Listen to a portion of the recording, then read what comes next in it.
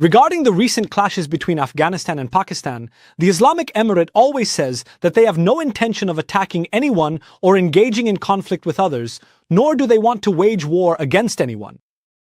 The Islamic Emirate also says that it does not allow anyone to use Afghanistan's territory against others.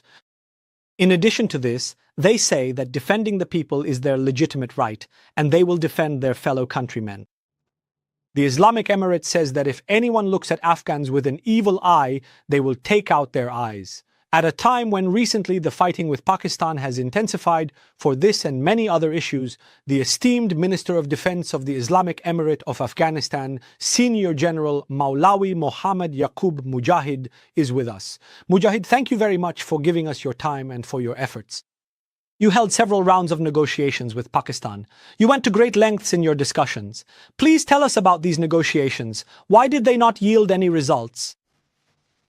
In the name of Allah, the most gracious, the most merciful. First of all, I want to express my condolences to our fellow countrymen who have suffered due to the ruthless bombings by the Pakistani military regime. Many have lost family members and have been wounded.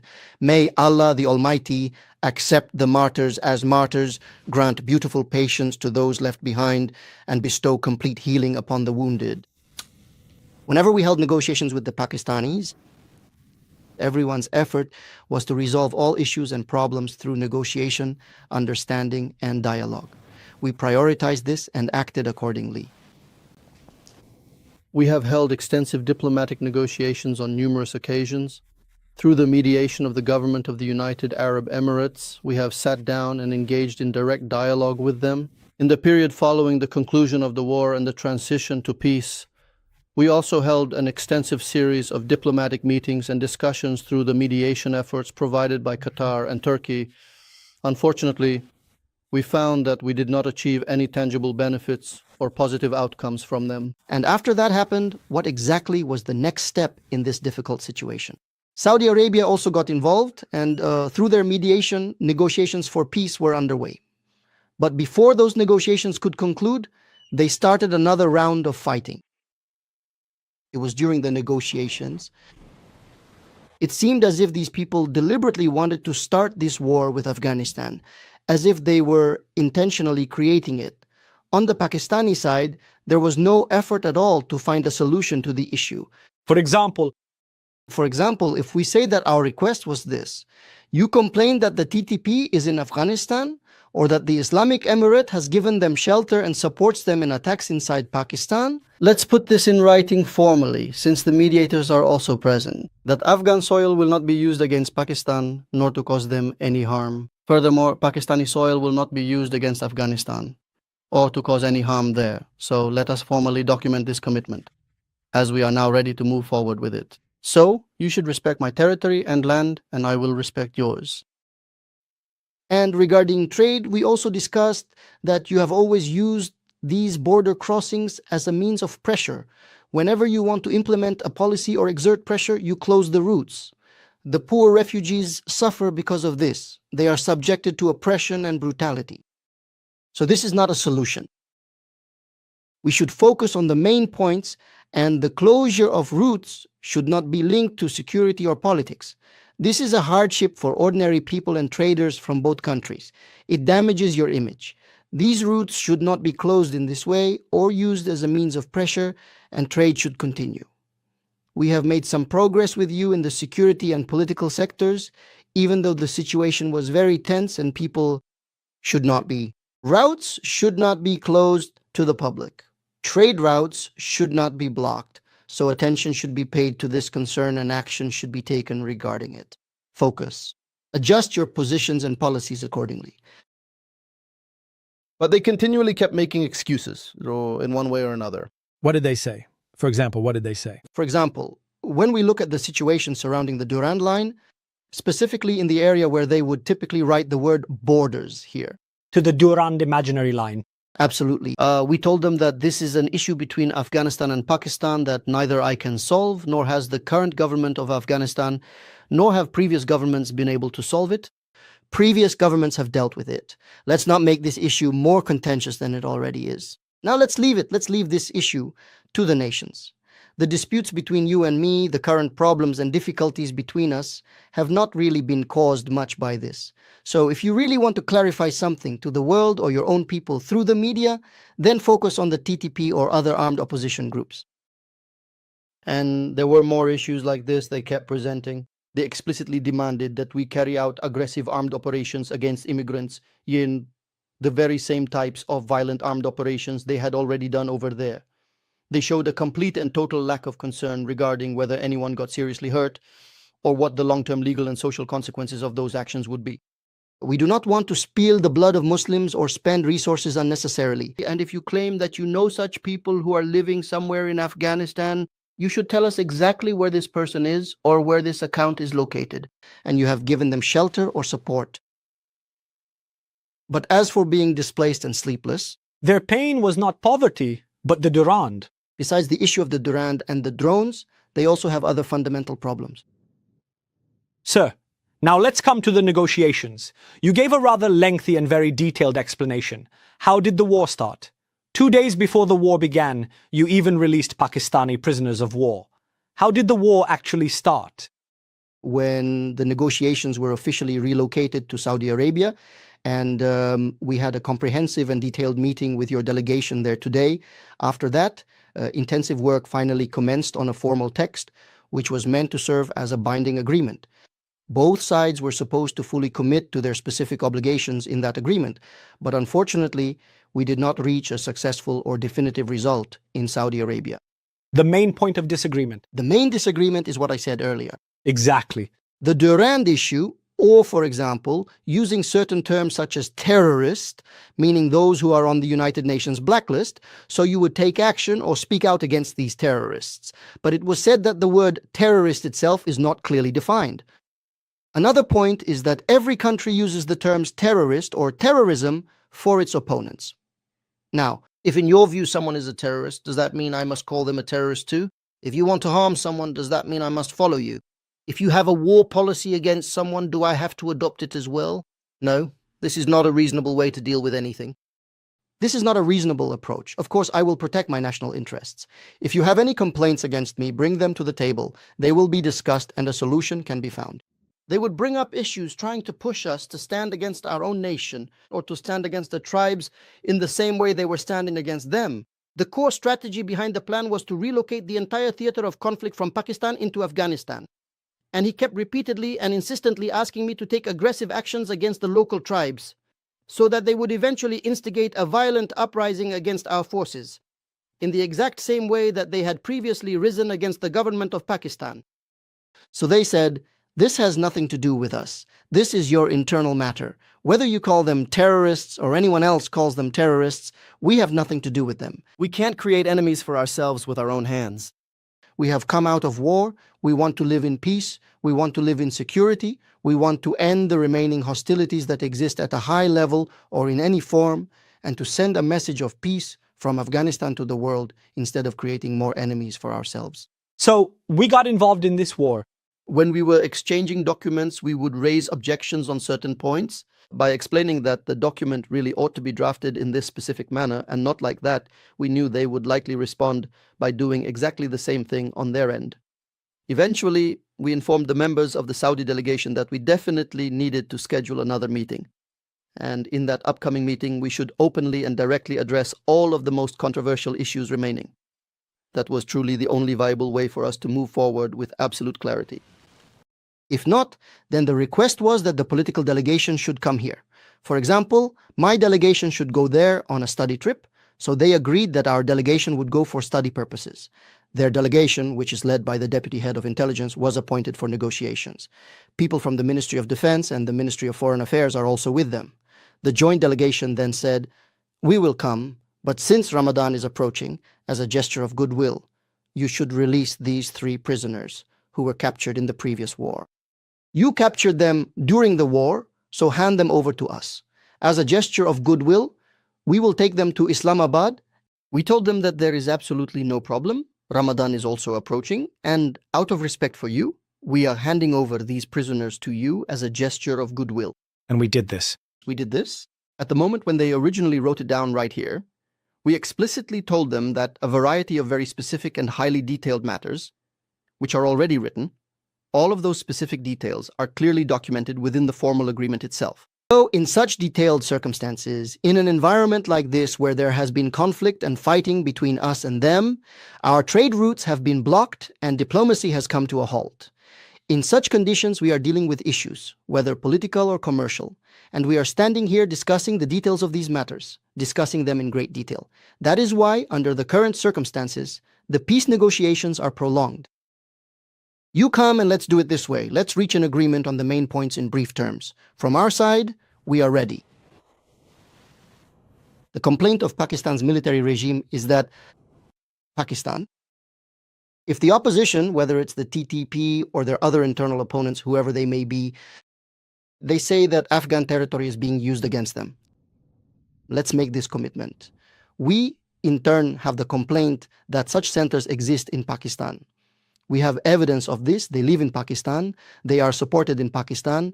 Plans are made in Pakistan. They are sent from there. And even pajeros are bought for them here in the market. And in addition to this, there are other groups fighting, opponents who are in conflict with the current system of Afghanistan. We have information, reliable information, that they are being organized and efforts are being made for them. They are sent on trips to various countries and they are told, we will provide you with camps, we will give you connections, we will supply you with weapons for war, and then we will send you across the Durand Line into different areas of Afghanistan where you will carry out operations. This project, in their view, is ongoing. There is precise information about this. What? So we have this complaint, so we will reach an understanding, we will make an agreement, and mediators will be present at this meeting. They will be given the opportunity to monitor, to observe whether your land will be used against me, whether my resources will be used against you. On the Afghan side, we are at ease with this from now on. We saw Ahmadi, and this was the commitment. And to the mediators, we will see, we will observe those sparks to determine what will be proven, whether we are found to be violating this agreement, or whether you are found to be at fault. In addition, you must respect my boundaries, respect the territory of Afghanistan. Disrespect towards Afghanistan's land is never acceptable to Afghans, and it cannot be tolerated. That's right. And another thing is this. From a commercial perspective, if you need transit, if you want to trade with Afghanistan, the trade routes will remain open and trade will never be linked to security or political issues. We will not close them, and in this regard, things will proceed as usual and business and trade will continue. These three issues are fundamental matters, and from our side, our policy is clear. We agree on these points. If you get their agreement, China and The Saudis finance things that are transported from here to Islamabad, and from Islamabad, they go to Saudi Arabia. Then they sent us a very good message, thanking us for our intentions. They appreciated our hospitality, the efforts of the Muslims in hosting, and the warm welcome. Temporary detainees handed over, and they sent many positive messages.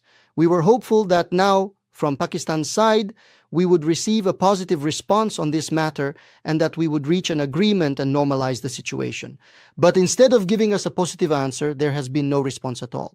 They responded to us with bombings, violating Afghanistan's territory, in response to the martyrdom of women, children, and civilians, which ultimately forced us to realize that for the sake of our people, we must act to protect our land. This is an obligation and a necessity for us. We are compelled to defend our territory. When we took defensive action, which of course we had carefully limited, intending it only as a response to their attacks and violations, they responded by prolonging the war, and to this day, the conflict continues. Sir, in which direction is the war heading now? Now, the continuation of the war depends on them because they are the aggressors. We have no ill intentions against them.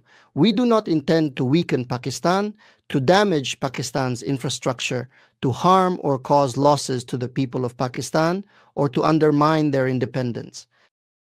They are the ones who do not let Afghanistan have peace. They have always sought to counter Afghanistan with their own strength.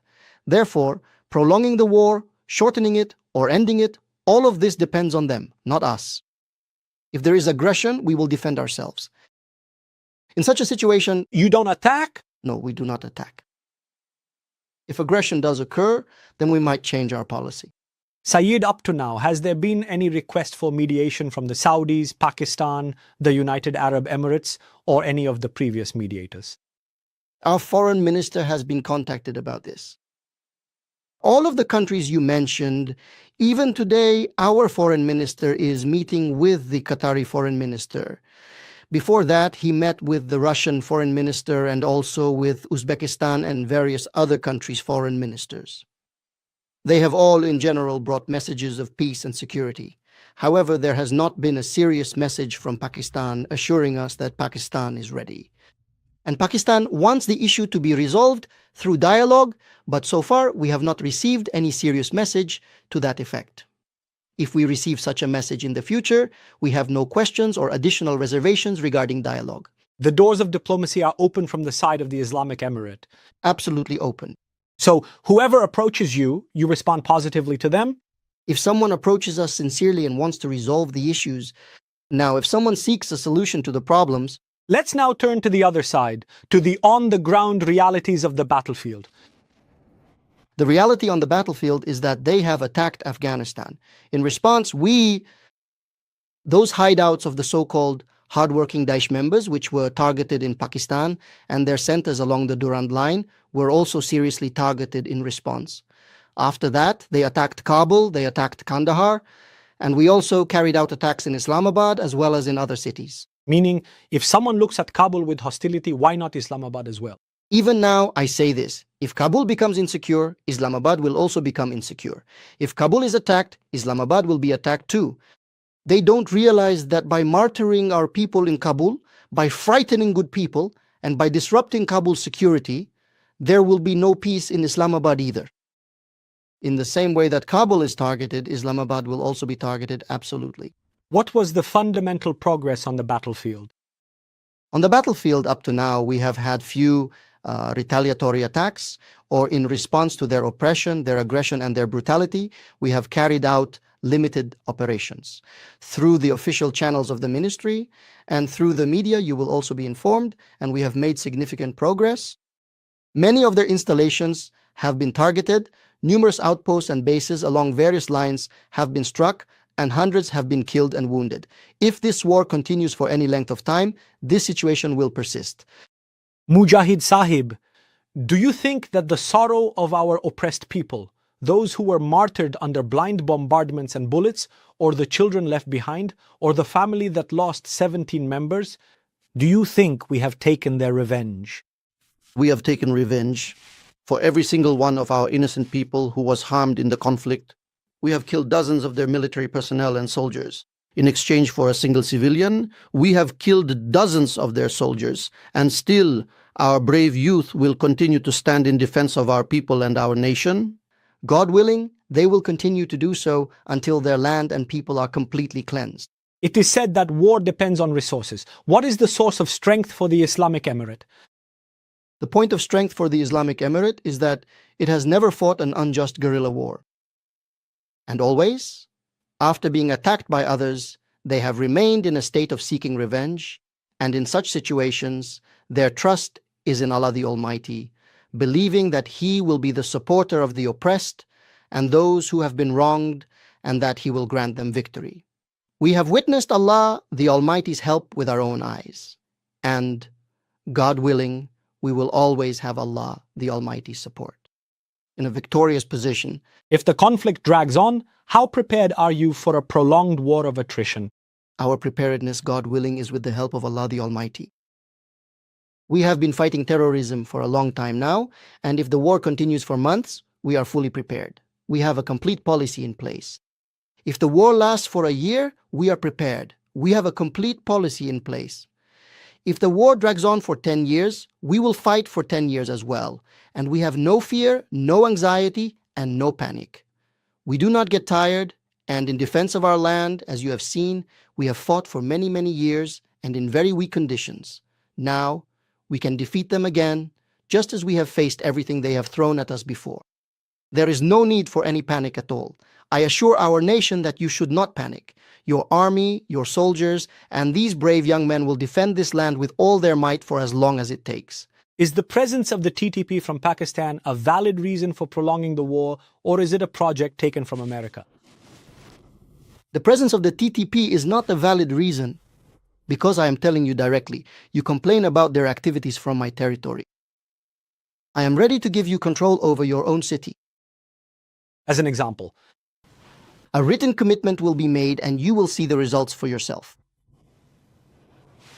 Afterwards, we will see what happens. Sir, and another point is that the TTP issue, from the very beginning, was being resolved through negotiations about 4 years ago. We quickly held negotiations between the two sides and the TTP and acted as mediators. 80% of the issues between them were resolved. 20% of the issues remained, and suddenly there were changes in leadership and policy. The terrorists started negotiating with other terrorists, and the negotiation stopped. Is there any alternative way? The issue of control, what happens under their control? We have limited resources, or for example, they are focusing on problems coming from our territory. We expect sincere cooperation, and I am ready to cooperate in every way. But you must act with reason, in my opinion. In my opinion, over the course of a year, they did several things for the Americans, or they exaggerated the issue to their own people so much that they convinced their nation that if tomorrow there is a war with Afghanistan, it will be for the sake of the oppressed Afghan women. I am helpless, I am being targeted, attacks like this are happening here, and they are coming from Afghanistan. So, they will tell their people that they are fighting in self-defense. That is to support their own narrative. correct. Bukhari showed this by traveling to different countries and telling them that Afghanistan, or rather the current Afghan regime or government, supports terrorists, shelters TTP and other opposition groups, and fights against us. And he told the Americans, you always say that our equipment has been left behind in Afghanistan. Our main assets have been left behind, our tools have been left behind, but we can destroy those tools. If you reduce some dollars from the joint projects, as usual, and give us some benefits or privileges, then we will do this work. So the final conclusion is that they can simply never be able to succeed in this ambitious project. The US admits Pakistan took over the project from them. It is possible, even though when we talked to the Americans, they said they haven't done this. But what they have done behind closed doors, behind the curtains, with them, information is still being gathered about that. So what is the fundamental problem? It is Pakistan's policy, specifically the policy of Pakistan's military regime, that there should be a weak government in Afghanistan. There should be a government in Afghanistan that does not have military power, and its economy should always be dependent on Pakistan's ports. Whether through Karachi or any other route, whenever Pakistan wants, it can put its hand on Afghanistan's throat, using it as a tool of pressure. In every matter, Afghanistan should be under their control, and in foreign policy, it should align with Pakistan. So these are the main points. So what is your response to these main points? What is your answer to this thinking, this notion, and this logic of Pakistan as the Minister of Defense of the Islamic Emirate of Afghanistan? I would say that it's nothing, it's all just fantasy, impossibility, and madness. To think in the face of Afghans, in their rightful place, that you will have their foreign policy in your hands. In the face of Afghans to think, in all fairness, that they will never build any power and that there will always be a weak government established here with poor infrastructure, lacking in development projects, always extending a begging hand to others, always dependent on Pakistan, every patient going to Pakistan for treatment. This is not realistic. Well, the current system is actively working on these issues. Its policy is independent. For the reconstruction of Afghanistan, has taken such decisive steps that have surprised them. Besides Pakistan, it looks to its own trade and has found its own routes, which has been the case for several months now. Even though the route through Pakistan is closed, this has had no negative impact. This is what has shaken Pakistan. This is what has forced it towards a kind of war, and it cannot tolerate it, but I offer my advice that you have made a mistake. Accept Afghanistan's independence, accept independence in Afghanistan's foreign policy, consider a prosperous Afghanistan to be in your own interest, consider a strong Afghanistan to be in your own interest, change your policy, bring about this change in your own mind. Only then will you, Pakistan, your country, Pakistan, will also be reassured from Afghanistan's side, and there will never again be any major conflict between us. Mujahid Sabur says that Pakistan should have a stable, strong, and self-reliant Afghanistan as its neighbor. It should maintain a good relationship with Afghanistan. You see it yourself. The government in Pakistan has always sought its interests in Afghanistan's destruction. When the Russians invaded Afghanistan, they gained those advantages that they previously did not have. And through the issue of refugees, they received such an amount of money and resources that not even a tenth of it was actually spent on the refugees themselves. For them, these people became like a milking cow. Aid and assistance were coming to Afghanistan from all sides, but it was Pakistan that was benefiting from it through its own channels. When the jihad succeeded, at that time, there were also many efforts made to establish a strong government in Afghanistan. They succeeded. They made the factions fight among themselves, and in this they played a very big role, a very significant role indeed. They created rivalries among themselves and they caused problems between each other. The reason for these problems among them was Pakistan's policy, which still exists today. After that, when the Islamic Emirate rose up in response to these misfortunes, then they thought that a new system would be established here, that an independent government would be formed here, and that the trade they had been conducting for years would continue. Then, through Afghanistan, they gave bases to America and all those American flights, all the American operations.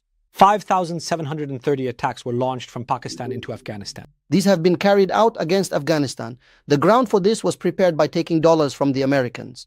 They have staked their lives on this. They sought their livelihood in this to obtain these opportunities at the expense of Afghanistan, and now, economically, just like that cow that has dried up, he is bewildered as to how he can get milk from the cow again. So my advice to myself and to Afghans is this: whenever you maintain your unity and solidarity, if a few Afghans, even in small numbers, try to destabilize Afghanistan, if they get involved, their hand should be held, and against every enemy, we must stand united as one fist and never give them the opportunity, never give any enemy the chance to divide us from within. Find a place and fight for the goals of others, and then those eternal enemies of Afghanistan achieve their own objectives. But I believe, God willing, that Afghans have now understood this, and that they stand united and strong against every enemy, especially against the current thief of Pakistan. The support I see from them, the warm welcome I witness from them, I am deeply grateful for it, that they stand with their own army and their own forces. They stand behind their government and have declared their full support. Even various solutions are being attempted so that we can prepare tens, even thousands of people for this. We are told, let us fight alongside you on the front lines. We are told that the political and military forces, and you as well, this is the reason that enables us to defend you so that you can live a peaceful life and continue with your other affairs. God willing, nothing will happen in this regard, but God forbid, if something does happen, we call upon you, our leaders. And in the defense of the homeland, we will join hands and support each other. You mentioned the unity of the people. Even on social media, members of the former government's commando forces have expressed their readiness to you. And do you think that this unity has now emerged against Pakistan, that the people have become united? Complete unity has been established. This is Pakistan's war, and it has caused us losses. Yes, people have been martyred, but the greatest benefit it brought to Afghans is that it united all Afghans as one.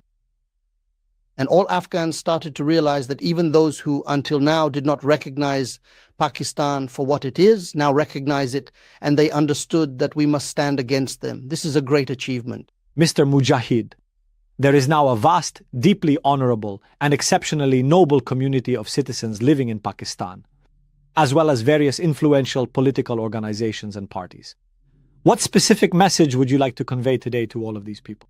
In the current situation, as we Afghans are imprisoned during the fight against the Pakistani military regime, even in these current circumstances, as we are engaged in war, the war is ongoing, and the respected scholars of Pakistan, the message to the honorable people and politicians is that the government of Afghanistan, the current system of Afghanistan, and the people of Afghanistan do not want war, and they do not wish to be hostile toward you. And they want all problems and issues to be resolved through dialogue and negotiations. Please kindly, regarding your military regime, convince them that waging war against the people, fighting against the nation, is not in their interest. It is to their detriment, and they will never achieve any gains from it. You should not think that this war, which has now started with your army or your military regime, is a war against you. We still respect you now, just as we respected you before. You have steadfastly supported the righteous call for jihad by the people and the highly esteemed and respected religious scholars against the Russians, and then once again against the Americans, and you have generously provided safe shelter and graciously hosted the refugees. We are profoundly grateful for all your noble and virtuous deeds performed with such kindness, but our humble request is that you do not allow anyone to involve these two nations in a devastating war against each other. To entangle them, to create enmity between them, whatever propaganda or things are being used against you by your army, none of that is even 5% true. We wish you only goodness and happiness, and we seek our own happiness as well. We have never supported enmity, nor have we ever stood as your enemy.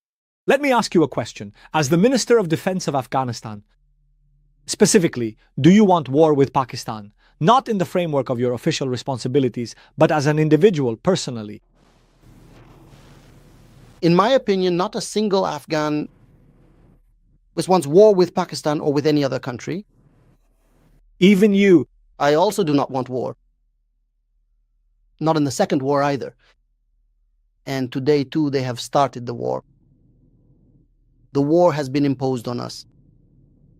If there is aggression, there will be war. If someone deliberately tries to involve us in war, to drag us into conflict, we consider defending ourselves to be our right.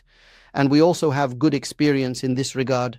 God willing, it will be proven to them, if it has not already been proven someday. What will they gain from this war, and what benefit will they actually get from it? What is your final message, your last word to Afghans inside the country, to the world, and to those who were watching the situation, and to Pakistan? My message to my nation is that neither the current government nor the system wants war, nor are they so stubborn as to deliberately bring war to Afghanistan. We have made various efforts through negotiations. We have tried. But if someone does not want to cooperate, if someone deliberately wants to bring this war, when someone uses a foreign element as an excuse in some matter, but in reality, they are not happy with your strength, your happiness, or your progress, then in the face of such people, we are ready for war and will tirelessly defend ourselves. Our message to you, the nation, is that you should live your lives in peace and not worry about anything. And to those countries that are mediating, before these countries, now you have your armies. Now, according to your statement, Afghan youth are standing guard all night along the imaginary border. And as the Minister of Defense of Afghanistan, your last word for them. The message to them is the same as what we have told them before. The message to our forces is that they should never seek war, never desire or wish for war, and never attack anyone. But if someone attacks you, if someone wages war against you, then defend yourselves bravely. And even in a state of war, all the rules of war, or in other words, those fundamental human and Islamic principles, must be strictly observed and upheld. For example, there should never be any disrespect shown to the dead. And always those good morals, whether we are in a state of war or in a time of peace, must remain with you at all times. Even when you are standing on the front lines with your finger resting on the trigger, waiting for your commander's final orders, you must uphold them with honor. Never allow yourself to act out of raw emotion. So first, you must seriously avoid all unnecessary emotions that cloud your judgment, and secondly, you must address the presence of fear that naturally arises in such moments. No despair or exhaustion is allowed. Now let's talk about what message the world receives from this, or those countries that have observed it. The main message to those countries that have observed us, or to other countries around the world, is that we are not warmongers. We believe in negotiations and dialogue, and every problem should be solved through negotiations. If anyone truly wants to find a comprehensive resolution to the ongoing challenges we face, or if anyone has any specific issues with us, please know that every single one of your concerns can be effectively addressed through direct negotiations with us. Especially regarding Pakistan, the current administration needs to be fully persuaded that engaging in war is never the right solution. You should instead engage in a meaningful dialogue, and the various issues and problems that you are currently presenting in the form of foreign influence should be brought forward openly for a thorough and transparent discussion. The reality is that if this happens at the negotiating table, their message is that they did not start the war, so they are not the ones seeking war. However, for the sake of their own defense, they are prepared for an unrelenting and long-term war. This message is directly addressed to Pakistan from the Minister of National Defense of Afghanistan, Mr. Senior General Malawi Muhammad Yaqub Mujahid, who has given this statement at this time, both domestically and internationally. Thank you very much, and we sincerely hope that your home remains forever prosperous. May the Almighty God bless you. We also wish to thank your media organization for tirelessly revealing the facts, for bringing out the difficult realities, for conveying the truth to the people, and for showing such profound support and love for this nation and this country. You strive with great determination and make every possible effort to stand firmly on your own, utilizing your own resources, maintaining your own unique position against the threat of invasion. We thank you very much for your courage. Thank you. Amen. Dear viewers, our special interview for tonight ends here. Until next time, we entrust you to the Almighty.